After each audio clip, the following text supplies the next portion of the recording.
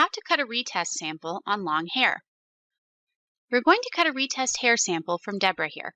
She has done a hair test with us before, so we are now looking to find the spots we cut from last time. There will be new growth of hair there that we can use. Since she has long hair, we originally chose 2 locations to cut her hair from so that we could easily find them for her retest.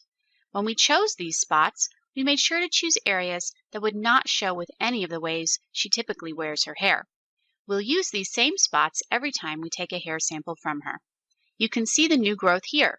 This represents about 3 to 4 months of changes in her body chemistry. To cut the sample, hold the hair firmly with one hand and cut as close to the scalp as you safely can. It is usually best to have someone else do this for you. You'll want to remember which end of the hair was up against the scalp and which end was furthest away. The hair up against the scalp is the most recent growth.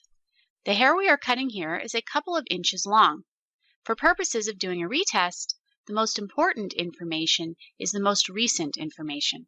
So we are going to cut off the long ends of hair that were furthest from the scalp so that instead of averaging 4 months of body chemistry changes, we are now only getting the last 6 to 8 weeks.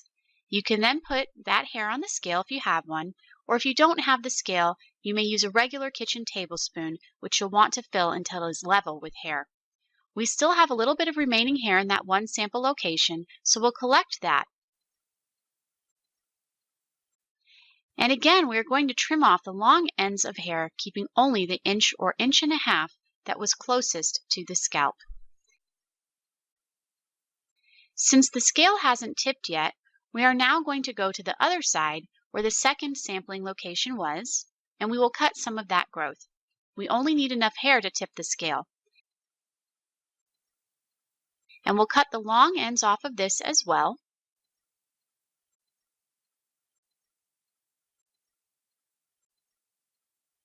And then place the hair on the X part of the scale. As you can see here, the scale has now tipped. This is enough hair to be sent to the lab, so we do not have to cut any more. So you can see here, these are the 2 spots we took the samples from. They are pretty small. You're going to see as we let our hair down that you will not be able to see these 2 spots. No visible signs.